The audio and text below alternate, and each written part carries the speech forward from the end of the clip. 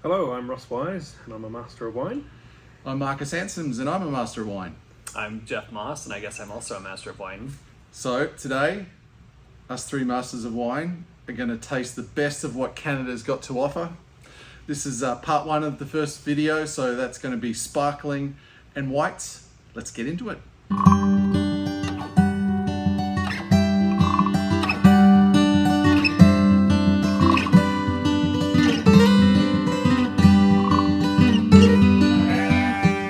So before we get started, I thought that maybe we should introduce ourselves and give you a bit of background. So Ross, who are you? Who am I? Yeah, that's a good question. I'm a winemaker. I'm a Kiwi originally, but have since landed in the South Okanagan Valley of British Columbia.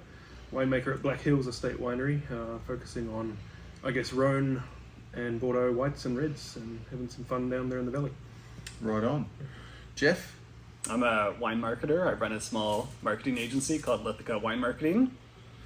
Cool. And I'm an Aussie-born winemaker. I studied at Adelaide University. I've been in Canada on and off since the late 90s. My day job is I run Daydreamer Winery with my wife Rachel, do a bit of enology and viticulture consulting, a bit of education, occasional wine buying, and I make the odd stupid video. So that's us in a rat bag. Okay, so the reason that we're sitting here is that we were chatting a couple of weeks ago, I guess, and we thought that there wasn't a lot of great Canadian wine content out there. Canada is a fantastic wine producing country, but a lot of the really great wines never leave the country. So I thought that doing it this way, we might be able to give people the opportunity to try wines virtually that maybe they won't see in their own countries. This video will be uploaded to YouTube, and for whatever reason seems to be a lot of visitors from outside of Canada that watch it. So a lot of you guys will have never tried Canadian wines before. You won't know anything about it. So this will be a shallow deep dive into that. Okay, so our basic premise was we decided jointly on our favorite 6 styles, and these were Sparkling, Riesling, Chardonnay in the whites, and Syrah, Pinot Noir, and red blends. So in this first video, we're going to be looking at the sparkling and white wines. Basically what we did is we chose a couple of styles we're passionate about, and then we chose some wines. And the rules were that we can't have made the wines or worked for the producers. So none of these wines we've had anything to do with. We're not paid by the wineries. We purchase the wines ourselves. This is just because we love these products. So first off is sparkling. What do you got, mate? So the first wine is 2016 Benjamin Bridge Brut, which is coming from Nova Scotia. Right on. So a lot of people probably don't know that Nova Scotia produces wine. Like, I was lucky enough over 20 years ago to work with a little producer out there in the Annapolis Valley, and there wasn't a lot going on at that time, but I think we were actually one of the first people to plant vinifera. There's a lot of hybrid varieties in Nova Scotia as well, because the winters can be a little bit tricky. This is so. What are the blends of this, mate? What are the varieties and the? It is 100% Chardonnay. Right on. So it's is this the Blanc de Blanc? I mean, one could say that, although the label just says Brut. Right on. Okay, Brut. But Excellent. made in the traditional method. Looks like it was about 4 years on lees, 2 grams per liter dosage. Right on. So let's try this. Do you want the second wine? Why don't we try this one first? And First, then okay. we'll have a taste in the chat. So Nova Scotia is in the Maritimes, just off the Atlantic Ocean. Obviously very cool climate, well suited to sparkling wine, perhaps more so than any other region in Canada. And I think if I were to compare it to somewhere else, almost England seems like an obvious choice in terms of to compare it to another sparkling wine region, just in terms of it being right on the edge, very marginal in terms of grape growing. For sure. And I'll put up some maps and stuff like that, so you guys will probably be able to see where we're talking about as we taste this. So what do you reckon, Ross? Yeah, it's the way you describe it, Geoffrey, the cool maritime climate, the Chardonnay, the low dosage. I was expecting something really lean and mean and zesty, and first thing that strikes me is how much weight and texture it's got. It's a quite really rich, isn't it? wine. Yeah. Amazing Yeah. concentration. Yeah, really bready and autolytic, but Yeah. but has that backbone of acidity that's awesome. Good autolysis characters coming Yeah, through for there. sure. Yeah.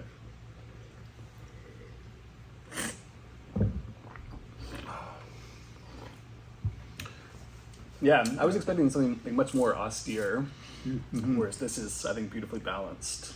For sure. And this is traditional method. It is, yeah. Right on. Excellent. Okay. Good start. Good start. Indeed. I think Niagara also makes some great sparkling wine, producers like Henry of Pelham. But we're going to jump over to the Okanagan. We're going to the mid Okanagan with Okanagan Falls and Blue Mountain. And I think Blue Mountain's not just one of my favorite producers in Canada, but probably my favorite sparkling wine producer as well. And this is the 2013 Blanc de Blanc. So I guess we're going with Blanc de Blanc as the theme Yeah, for there you today. go. So this is in Okanagan Falls, is the sub-region in the Okanagan Valley. So I guess if we zoom out, basically in Canada, the largest two regions are the Okanagan Valley, which is on the western side of Canada, and you've got Niagara, which is on the eastern side.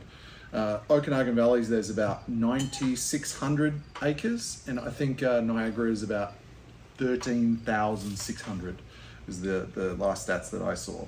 So fairly similar size, fairly different climates though. Okanagan has a really marked continental climate, tends to be a lot hotter in summer, seasons a little bit shorter.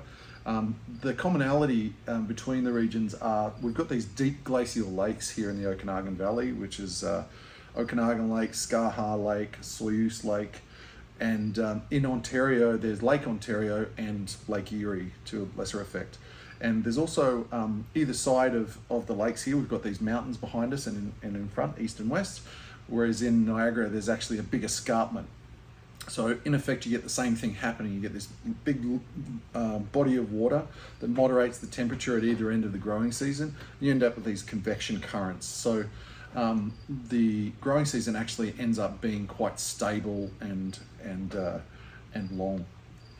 Alrighty, so let's go this. So this is Chardonnay, 100%? 100% Chardonnay, 2013, 7.5 years on lees. 7.5 years on these. Yeah. Well, And I think what jumps out with this wine for me is the combination of like that tension, just really kind of electric, and also the youthfulness of the fruit, still like very pure, vibrant, and fresh, and something that, you know, versus this is the Benjamin Bridge, delicious now, maybe not something I'd want to cellar for a decade. This just feels like it has tons of life ahead of it. yeah, I was going to say the same thing. Just the linear acidity, the freshness, and the fruit. It's just so young and vibrant still. It is interesting because you would think that maybe the acidity in the Nova Scotian wine would perhaps be higher, given that it has slightly lower growing degree days, but the 2013 is just razor sharp. Yeah. It's really crisp, really delicious. Still all that sort of Granny Smith apple and citrus going on, and yeah, I would never have picked this as 10 years old. Mm-hmm. Yeah, that's fantastic. And it's the type of wine where if you were to taste this blind, it'd be difficult not to place this in champagne almost, just I think with that tension, that chalky minerality that comes through, just a really kind of delicious wine. And amazing value, because I think this retails for what is like $50 odd. Yeah, something like Yeah. that. No, it's excellent. Yeah. So I've got a question for you guys. What's maybe two things that people don't know about the Canadian wine industry or Canadian wine? Well, I think Peter. that the first thing for me is just the inherent diversity that you find, and not just because people can't decide what to plant, but because of the complexity within each region. And the Okanagan is a great example of that. You know, 200 kilometers north to south, to say that there should be a signature white variety or red variety really just misunderstands the Okanagan in the first place. There's too much diversity within each subregion for there to be that signature variety. And so for me, diversity is a strength, not just across Canada as a whole, but then within each region as well. I guess on that point, like people can think about it, like that we have in the Okanagan in particular, it's a north-south valley. So towards the north, it's quite a bit cooler. In the south, it's a lot warmer. It's almost the same length as say Rhone Valley to Beaujolais. Like, and you've got all that diversity in between. What about you, Ross? Two things. Well, you stole mine when I was going to say diversity, but I mean, from a viticulture perspective, I think we've got some of the more interesting pests out there. Yeah. It's not too. It's pretty cool that we get to work with rattlesnakes and black bears in our vineyards. And I always pronounce bears wrong, I get told, because I'm a Kiwi. But Bears, mate. thank you. So yeah, I like that aspect. I think we've got a really unique story in the world of wine, that we're working our vineyards with some pretty unique creatures and protecting and working with them, and not and just coexisting with some pretty neat nature. Yeah. We've had raccoons in our vineyard. We've had elk in our vineyard. We've had bears. We've had all sorts of critters. Yeah, it's a fun place to make wine. Alrighty, so maybe we'll get rid of these wines and we'll do a little rinse, and we'll get into the next style. Alrighty, so you're up, Ross. What variety or style did you pick and why? I chose Riesling. I think it's a real strength of ours in Canada. I think it thrives in a lot of our cooler climates, whether that be the Niagara Peninsula or the northern parts of the Okanagan and Similkameen valleys.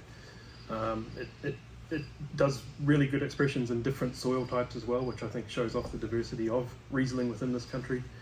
And I just think from a global perspective, we're right up there with some of the best Rieslings in the world, and it's been proved a few times in different shows. So yeah, I thought we'd check out some Riesling. I agree with you. I love Riesling. I think that that's a great variety to pick. Just so people sort of have a bit of context, Rieslings tend to do well in cool climates. The range of climates in Canada are anywhere from sort of Group 1 to Group 2 variety. So what's that mean? Anywhere from sort of, I guess Prince Edward County would be like 900 growing degree days or something like that. But the average, I think, is about 1,550 in Niagara. In Okanagan, it'd be high 1500s down in, say, Black Sage, maybe 1600 in Similkameen. Narrometa Bench, where we are, is about 1350, which is the same as Burgundy. So we're pretty similar. So Niagara and southern Okanagan is pretty similar to like Napa and Bordeaux. So we really do have a lot of heat and a lot of cool, depending on what varieties we've got planted.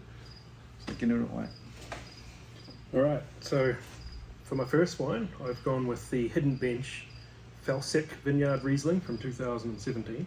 Awesome. So this one is grown on the Niagara Escarpment, specifically on the Beamsville Bench, which is a dolomitic limestone shelf in the Niagara Peninsula, so not far from the city of Toronto in Ontario.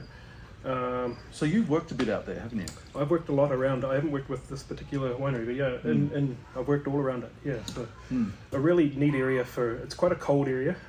It's got a lake effect there, so Lake Ontario keeps things cool in the summer and warmer in the winter, which is important for sort of continental Canada, as we call it. So yeah, I think the limestone is a big part of what makes this wine what it is. Cool soils, great for keeping acidity in wine. I'm not going to talk about minerality and what it brings there. Maybe you guys can go on about that. But yeah, this particular area, the Beamsville Bench, to me its specialty is Riesling, Chardonnay, Pinot Noir, and probably Cabernet Franc as well. So cooler styles. And yeah. So it's a cooler sub-region of Niagara. Yeah.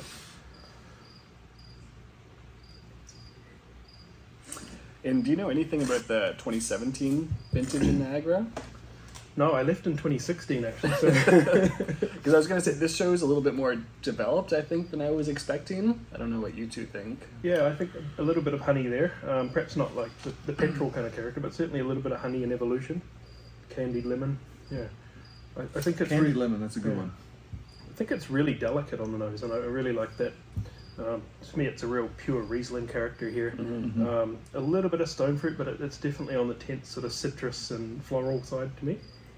And I mean, I think Hidden Bench is a great choice for Riesling from Niagara. There's probably no shortage of producers you could really pick from. But what I like about Hidden Bench is just kind of like that balance, really electric wines, but also the concentration and level of dry extract. And that's one thing that really stands out, I think, with this wine too. Yeah. For sure. There's that viscosity and that weight and texture, which is hallmark of a great Riesling.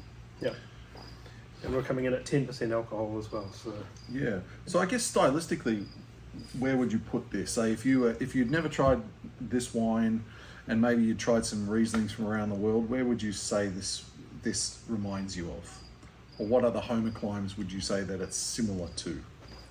I think it's really difficult to say, in part because I think like Niagara Riesling is very distinctive.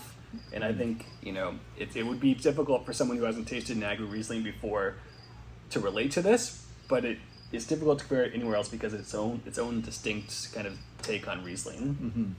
yeah, I'm glad you answered that first, even if you dodged the question very hard. Yeah, I mean, to me, it's if you had to go in a certain direction, it is probably more Germanic than it is Australian, for example. I think just the Well, purity, the alcohol is often lower. that would give it away. Yeah. Yeah. I think the other thing though that is the wines are often like just off dry, like made in a style that's just on that edge between dry and off dry. Yeah, I think that's a great comment. Like there is a touch of residual sugar there, but it finishes so dry because of that great acidity from the cool bench. So Yeah. That's always the hallmark for me. It's just that cracking acidity, and when the winemaker gets that balance right, it's really, really a special wine. Yeah. Right on. What else have you got, mate? All right, so for Ontario, I chose a classic region, and I've sort of gone for a classic in BC as well. I've gone with the Tantalus Old Vines Riesling, same vintage, 2017. Oh, excellent. Nice to try the same vintage side by side. Yeah, so this Tantalus Old Vines Riesling, this is from East Kelowna, so a cool spot in the north end of the Okanagan Valley, or north to central Okanagan Valley. Again, it's a good slope facing down to a lake, so it is a cooler site. But I think the key for this wine, the reason I love it, is the old vines. To me, these were planted around the same time I was born, I believe, so pretty old. 2000. 2000, exactly. I believe they're in 1978. Oh, you've given it all away now. And to me, the old vines, that spot brings the wine this special character. It's the concentration, it's really dense wine and a lot of character, so we'll have a taste. And I think there's a reason why East Kelowna is kind of renowned for Riesling, because it has a lot of these old plantings. And the reason it has a lot of these old plantings is because historically it was just identified as a good place to grow vinifera. Yeah. Versus, say, West Kelowna. I think people were looking for that west-facing site, basking in the afternoon sun, knowing that the Okanagan is kind of right on the edge in terms of grape growing. Yeah. And I guess that transition, there was a bit of a transition in Canada from a point in time where they said, okay, well, Canada's cold, you can't really grow Vitis vinifera. Historically grown a lot of Labrusca and hybrid varieties, but then this transition to vinifera, Riesling's a kind of obvious choice because it can handle cold climates. It can handle warm climates actually as well, but it tastes good along its whole phenological ripeness profile. So even when it's sort of slightly underripe, still tastes good. When it's maybe approaching overripeness, still tastes good. So it's a good choice. I mean, I think this is one of the best white wines, period, in Canada.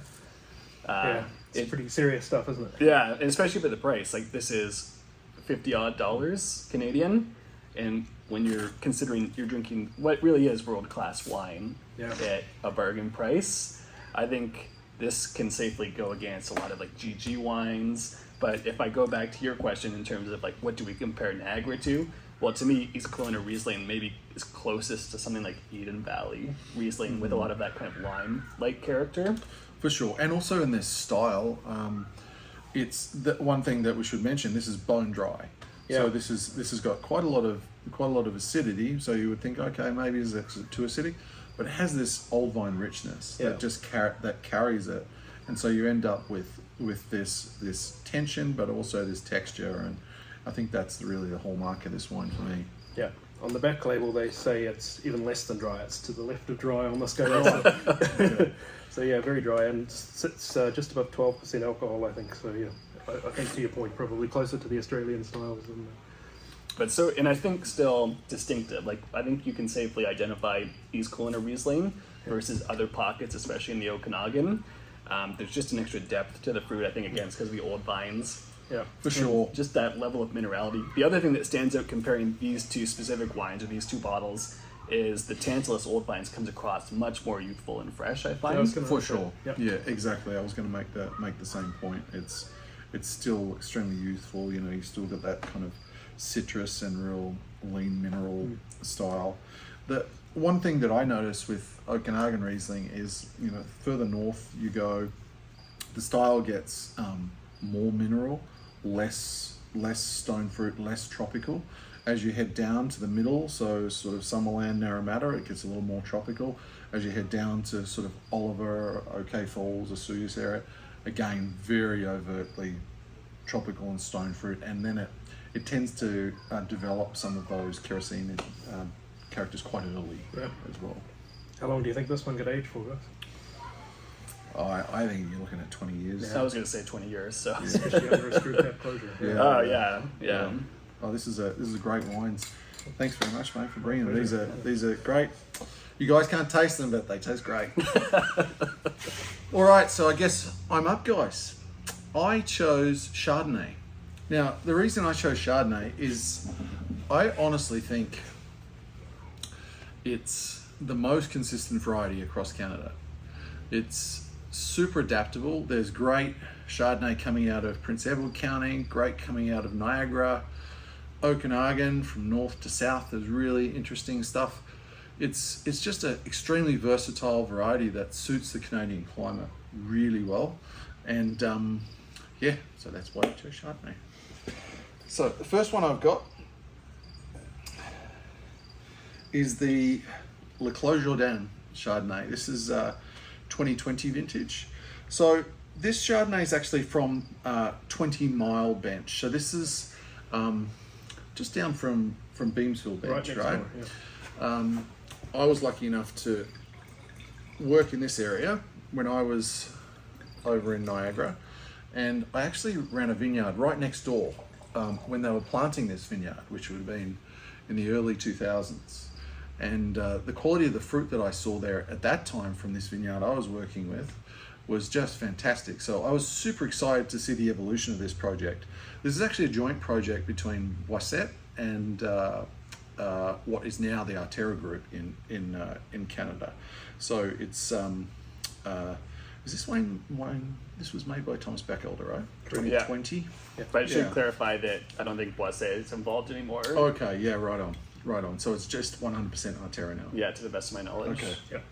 Yeah, so I mean, for those not familiar with Canadian wine, Closure Chardonnay, I think, like, really one of the iconic brands, started as a joint partnership between the Boisset and at the time it would have been Vincor, but now Arterra, one of the largest companies, wine companies in Canada, and really helped to, I think, put Niagara on a bigger stage in Canada.